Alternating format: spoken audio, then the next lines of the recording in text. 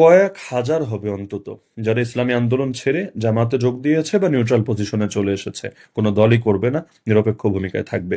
এমনকি খেয়াল করলে দেখবেন মাহফিলে তাদের ইদানিং যে মাহফিলগুলো হচ্ছে, সম্প্রতি 3 দিন ব্যাপী যে তাদের মাহফিল হলো, লোক অর্ধেকের মতো কমে এসেছে। কেন? মানুষ বিরক্ত তাদের আচরণের উপর। মাওলানা আলী হাসান ওসামার এই বক্তব্য শুনে দুইটা দল দুই রকমের কথা বলবে। একটি দল বলবে যে আলী হাসান ওসামা উন্মাদ হয়ে গেছে, আলী হাসান ওসামা মাজনুন হয়ে গেছে। আর একটি দল বলবে না, কথা সত্য, যাহা বলেছে তাহাই বাস্তব। তো এখন আমি উপস্থাপক কোথায় যাব? বলে আমি মাঝ বরাবর অবস্থান করব এবং দুই দলেরই কথাকে বিশ্লেষণ করে এক দলকে আর এক দলের উপরে প্রাধান্য দেব। আলী হাসান ওসামা বলেছেন, বর্তমানে বাংলাদেশের মানুষ ইসলামী আন্দোলন বাংলাদেশের প্রতি বিরক্ত হয়ে গেছে। ইসলামী আন্দোলন বাংলাদেশকে ছেড়ে ইতিপূর্বে শত শত কর্মীরা জামাত ইসলামীতে যোগ দিয়েছে, কিংবা কেউ কেউ জাস্ট শুধু ইসলামী আন্দোলন বাংলাদেশ থেকে পদত্যাগ করে অব্যাহতি নিয়ে একাগ্রতার সাথে জীবনযাপন করছে। আর এক করতেছে আলী হাসান ওসামা উন্মাদ হয়, তাহার কথা মোটেও ঠিক নেই। শুনুন, হ্যাঁ এই কথা সত্য, আলী হাসান ওসামা উন্মাদ হয়ে গেছে, এটা কিছুটা হলেও সত্য।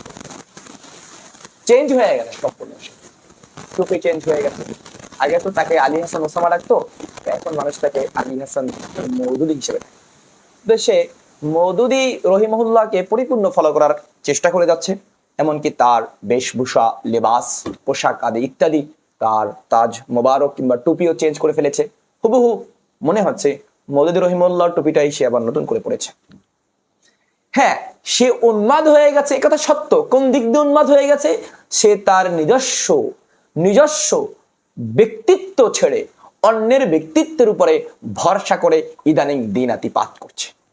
সে কওমির সন্তান, তাকে আলী হাসান এই ওসামা বানিয়েছে কওমি মাদ্রাসা।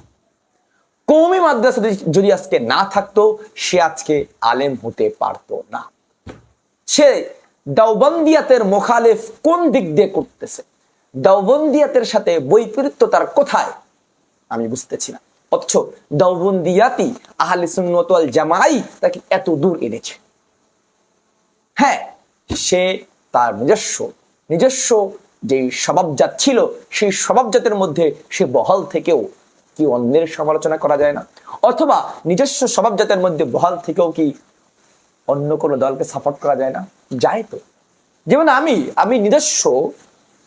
আমার নিজস্ব স্বভাবজাত, আমি দেওবন্দি, আমি কওমি, আমি আহলে সুন্নাত ওয়াল জামাতকে অনুসরণ করি। সেই দিক দিয়ে আমি আহলে সুন্নাত ওয়াল জামাতের মধ্যে থেকেই জামাত ইসলামের কিছু কিছু বিষয়কে, কিছু কিছু নিকট কিংবা পয়েন্টকে আমি অনুসরণ করছি, কিংবা ফলো করার চেষ্টা করছি, কিংবা কিছু কিছু ব্যাপারে অন্যদেরকে উৎসাহ দিচ্ছি যে জামাত এই ব্যাপারটায় অন্যান্য সকল ইসলামিক রাজনৈতিক দলদের চেয়ে অনেকটা অগ্রসর কিংবা এগিয়ে আছে। এটাও এক ধরনের সাপোর্ট। অথচ আপনি আপনার নিজস্ব স্বভাবজাতকে, সত্তাকে সম্পূর্ণ গালেব করে, বিজয় করে আপনি জামাত ইসলামী হয়ে গেলেন। অথচ আপনাকে এ পর্যন্ত কে এনে দিয়েছে? আপনি নিজেই তো সারা জনম আহলে সুন্নাত ওয়াল জামাত পক্ষপাতী করেছেন, এবং আহলে সুন্নাত ওয়াল জামাতের সবচেয়ে বড় ব্যাপার, যে ব্যাপারটা মিয়ারে হক, সাহাবায়ে কেরাম যে মিয়ারে হক, সত্যের সঠিক মাপকাঠি, তাদের দ্বারাই ইসলাম এসেছে, তাদের দ্বারাই ইসলামকে মাপা হয়েছে। সোজা কথা, তারা ইসলামের মিয়ার, তারা ইসলামের মানদণ্ড বলা যায় এক প্রকারে। তো কই আপনি জামাত ইসলামীতে জয়েন্ট হলেন, মানে আপনি সাহাবায়ে কেরামদেরকে মিয়ার মানলেন না। আমি তো জামাত ইসলামীকে পছন্দ করি বিভিন্ন দিক দিয়ে।